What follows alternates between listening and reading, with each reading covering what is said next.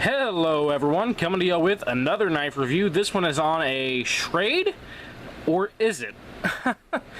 This is listed as the Schrade Extreme Survival F24. You can probably see that stamp F24 there, Extreme Survival on the blade. I'm not entirely convinced this is an actual Schrade product. Alright, and the reason why is it doesn't have the same overall quality as a lot of the Schrades that I've been handling lately, and I can't find it for sale by any US seller. Online, I found it for sale through China, but I've also seen a lot of it through Poland, Germany, and Russia. And I have spoken to some friends of mine who live in Russia and Poland who say they've actually seen it in their local knife shops. So I'm not entirely convinced if this is a Schrade. Perhaps it is a Schrade made more for the European market and the Asian market, not really released here. I don't really know. My gut tells me this isn't an actual Schrade product, but I'm just going to go ahead and review it as if it were, and then down in the description whenever I give you my little value scale, which is basically a scale of 1 through 10, how much I think the knife is worth the money, I'll just give 2 ratings. One for if it is actually a Schrade, and one for if it's not. So, let's go ahead and jump into this potentially Charade. Alright, here's the packaging. Schrade Extreme Survival. One of the reasons I feel this is probably not a real Schrade product is the box is really, really barren. Okay, on the side we see Schrade since 1901, Taylor Brands LLC, Schrade Extreme Survival, but no model numbers or anything on the box itself. Typically with Schrade knives, you will have a similar layout to this, but you'll have a model number on either end of the box. Additionally, whenever I got the knife and opened it up, it was just exactly like this. Okay, the box is a little small, doesn't really properly fit the knife, didn't have any foam insert, any plastic wrapper, or anything else that I'm used to getting from the modern day Schrade knives. But this is how it comes. Let's jump into the review on the knife itself, starting where I always try to start, with the blade. Now, the blade was listed as 2 different steels across various websites. Some listed it as a 440C, and others as a 7CR13. In my own carry and use and testing with this knife, which I'll admit I didn't carry it all that much because it's big as can be, but I did get a lot of use out of it at home, breaking down cardboard boxes, I believe this to be the 7CR13. It doesn't hold an edge nearly as well as a 440C. Even a low-end 440C would perform better than this would. Keep in mind, 440C is actually still a good blade steel. A lot of folks like to put it down, but they forget that 440C was one of, if not the first, super steel in the knife community. May not be anymore, but it does have a respectable edge-holding capability. This, on the other hand, not so much. In my cardboard cutting, it did go dull rather quickly. It touched up beautifully and very easily. It took a super fine, and I'm talking damn near surgical edge, but it doesn't hold it for all that long, which leads me to believe it's 7CR13. For those of you who don't know, 7CR13 is often mislisted as 7CR13 MOV. There is no MOV. Okay, there's no molybdenum, there's no vanadium. It is just a stainless steel from China that's somewhere between 420 and 440A. Okay, so a little better than your average 420 knife, but a little bit below your average 440A blade. It's 3.7 inches long, and it is a drop point shape with a nice hollow grind. And by the way, this does slice absolutely amazingly. I can't lie, this thing breezed through cardboard when it had a sharp edge on it. Obviously, when it was dull, it started to bind up a little bit, but it breezed through, and we have a very durable titanium nitride coating on here. Okay, it did not wear off. You can see a little bit of wear on it, but it didn't wear off in extensive cardboard cutting, which honestly is to be expected from titanium nitride. It's a very durable and handsome coating. Kind of that nice gray finish. I'm a big fan of it myself. Here's our logo on the blade, Schrade Extreme Survival F24. Nothing on the other side. By the way, if you Google Schrade F24, you'll actually pull up a fixed blade. Another reason why I'm having a hard time believing this is a true Schrade knife. But again, I'm not going to get too bogged down on that. Just check the description for the different scales, and I might even update letting you guys know if Taylor Brands ever gets back to me on whether or not this is an official Schrade knife. You may have noticed by looking at it that this is a copy of a knife that you've probably seen online. Serious knife guys probably already know what it's copying, but for those of you who don't, or who are maybe newer to knives, it is copying the Benchmade Barrage. Alright, so we have a very Benchmade Barrage as candle and kind of a similar blade, but we actually have a SOG arc lock mechanism as opposed to the Benchmade axis lock. Now this was interesting, and actually one of the reasons I went ahead and bought this knife is I don't have a ton of experience with SOG arc locks. I've handled a few of them, but I haven't really owned any. Unless you count the lock on the Trident, the Flash, and the Aegis as an arc lock. I really don't, because it's one side access only. So this is a SOG arc lock type locking mechanism, and it's similar to an axis lock in that you can kind of pull it down and flick the blade open and closed. There are some mechanical differences inside, but the basic idea is that it's an axis lock type mechanism on an arch. Okay? That's how it engages. The deployment and lockup on the knife is decent. It comes out relatively fast, actually. Just a pop of the thumb and out it comes. Lockup, side to side, bank vault, up and down. Not a bank vault. Can you hear that? I have a small amount of movement, and I will say an amount of movement I can feel while cutting in the up and down direction with this knife. Which many of you may think that, well, Schrade are, low-end knives, not an uncommon issue.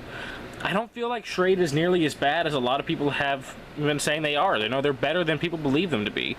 And their quality has picked up, at least recently, I'd say in the last 5 years, and this is far below what I expect in lockup from a Schrade.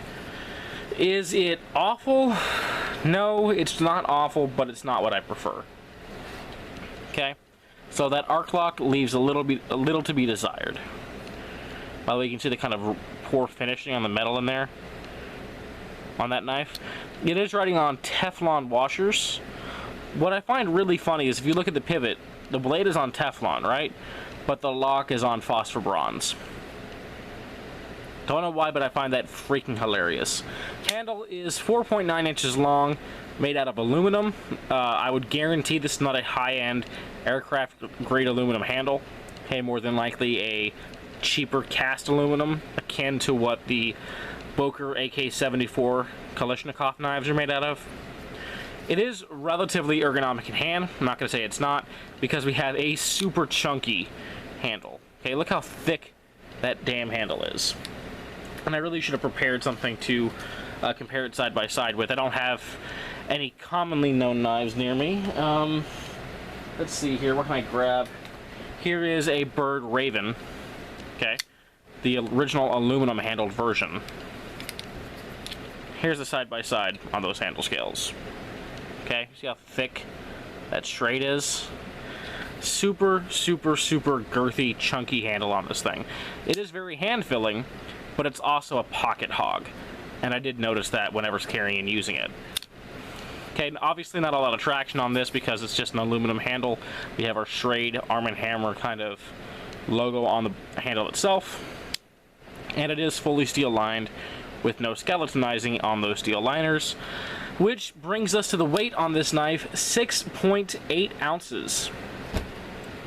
Yeah, 6.8 ounces. This thing is a brick, and I felt it every second of every day that I carried it. Not just for the weight though, just for the weight, not just for the thick girthy handle, but for the goofy pocket clip that's on this thing. Alright, before I show you how it carries in pocket, I'm going to zoom in here, because I want you guys to see the hardware on this.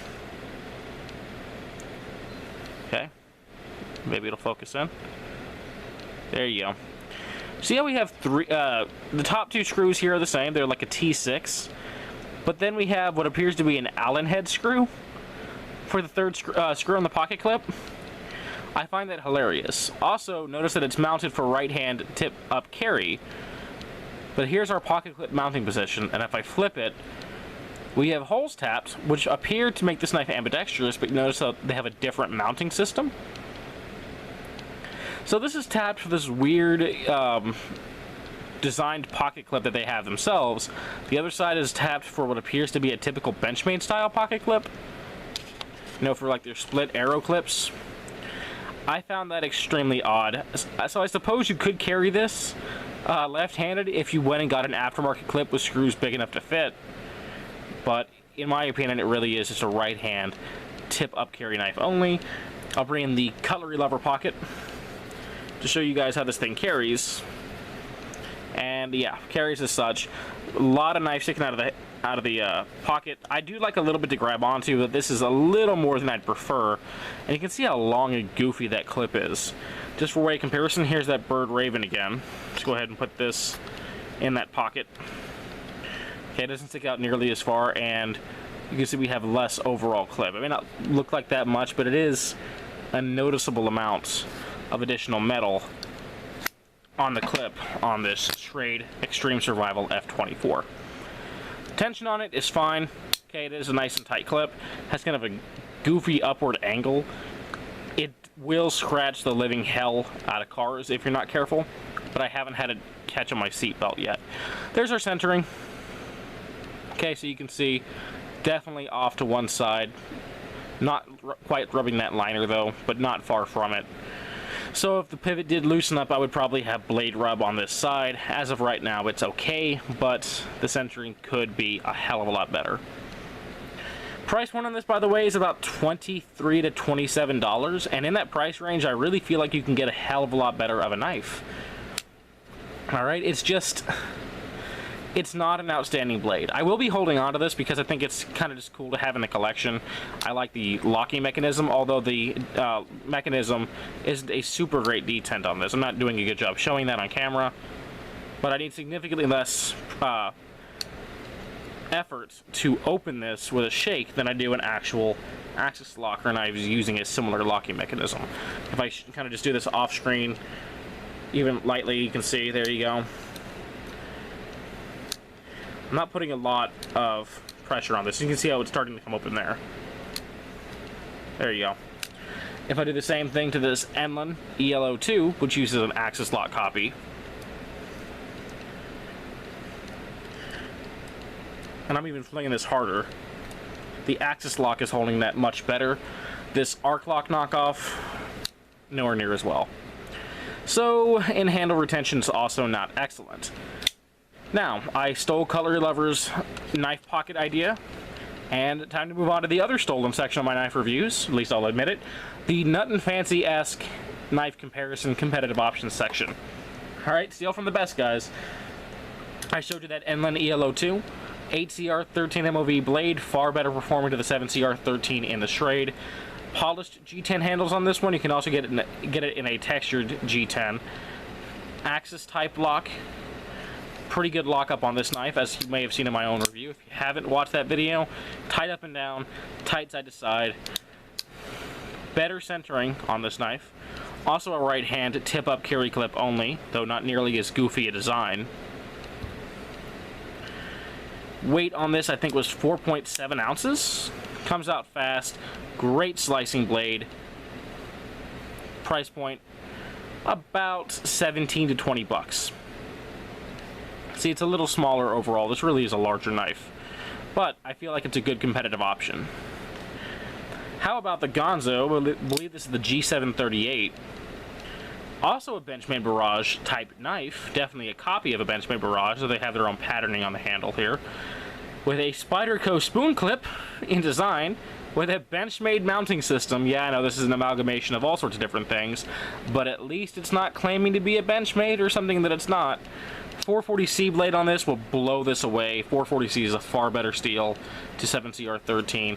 This thing locks up great, comes out fast, has a G-lock mechanism, which provides better in-handle retention than the arc lock knockoff. I can get it to kind of pop a little bit, but it takes a lot more pressure to get this thing to actually fling out whenever I don't want it to. Deploys fast, ergonomic in hand, price point $20 or less. Definitely a better choice than the Charade F24. And one last knife, the Schrade Shorelock SCH 503. Okay, this is the 503 RB, which is red and black. AUS 8 steel, also far superior to the 7CR13. Aluminum handle on this one as well, with a rubber insert and full steel liners. Shorelock mechanism, which is kind of like a axis lock or a Benchmade roll lock, or roller lock I should say, and a lockback combined. You can use this to flick the knife open and close too. Comes out fast, locks up tight, very ergonomic in hand. Also a heavy knife, by the way. A little bit less so, though, at 6.3 ounces. I would also far prefer the Shore Lock to the F24. So, that has been my review of the Schrade Charade F24 Extreme Survival. I think that it's kind of a cute idea. I don't know why the company, if it, you know, again, maybe this actually is Schrade and I'm actually just insulting a brand I was giving a lot of praise to before. But if it's not, I really don't get why a company would choose to copy a Benchmade design with a SOG locking mechanism and put a Schrade branded logo on there. I honestly don't understand the reasoning behind that. Maybe it's so we'll actually believe that it really is a Schrade knife. You know, maybe their thought is they can steal from all these different companies and put it on a less conspicuous brand and nobody would be the wiser. Overall, though, if you're looking for a large size everyday carry knife slash self-defense blade, consider one of the other ones that I showed you, or one of the other thousands that are out there on the market today. Many of them will be a better choice than this knife will. Not a horrible knife, but certainly not a good knife. So, that's been my review. I hope you guys enjoyed it. I hope you enjoy the rest of your day, and until next time, peace, and take care.